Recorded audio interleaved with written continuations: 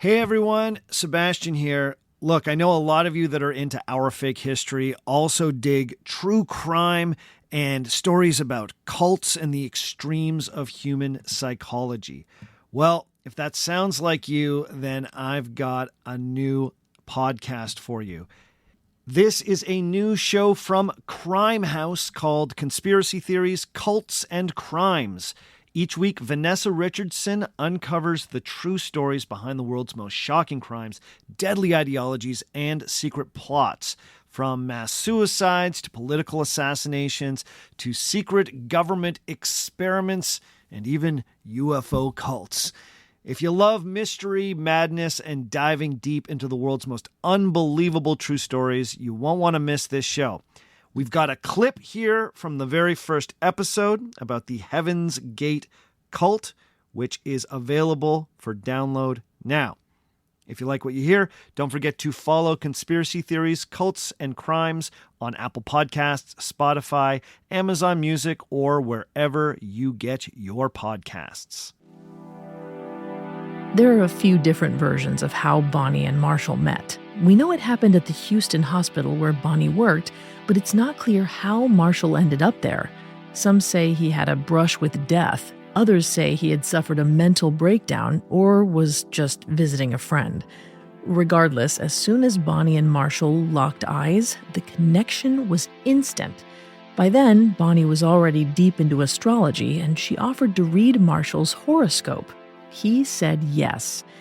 According to Bonnie's reading, she and Marshall had known each other in a previous life, and they'd been brought back together to perform a, quote, great task.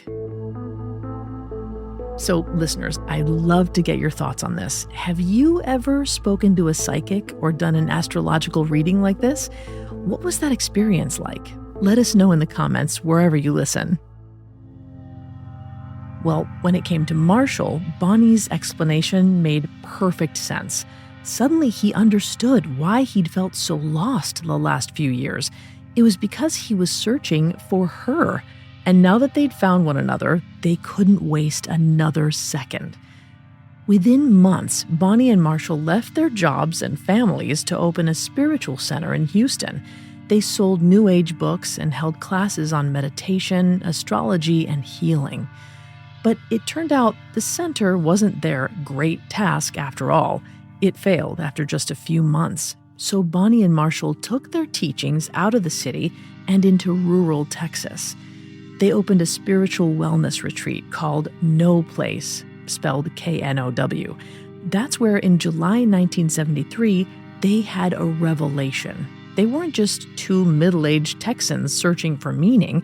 They were the two witnesses from the book of Revelation, destined to guide humanity into a higher realm of existence.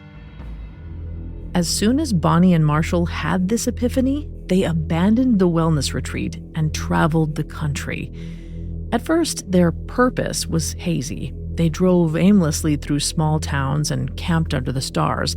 They lived on the edge of poverty, surviving on odd jobs, donations from friends, and occasionally selling their blood at donation centers. Throughout it all, they continued to develop their spiritual vision. And it became increasingly dark. Bonnie and Marshall believed the earth was on the brink of destruction. If someone wanted to be saved, they needed to leave all of their human attachments behind. Marriage, family, possessions, everything tying a person to this world had to be severed.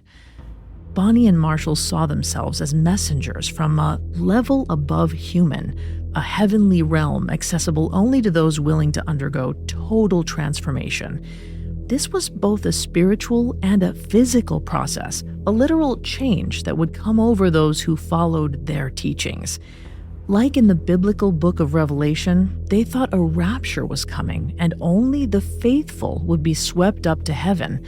But to Bonnie and Marshall, heaven was a real, physical place they'd travel to, and their mode of transportation would be a UFO. Thanks so much for listening to that little preview. If you think that's something you would like, then don't forget to search for Conspiracy Theories, Cults, and Crimes wherever you get your podcasts. We'll also drop a link in the show notes.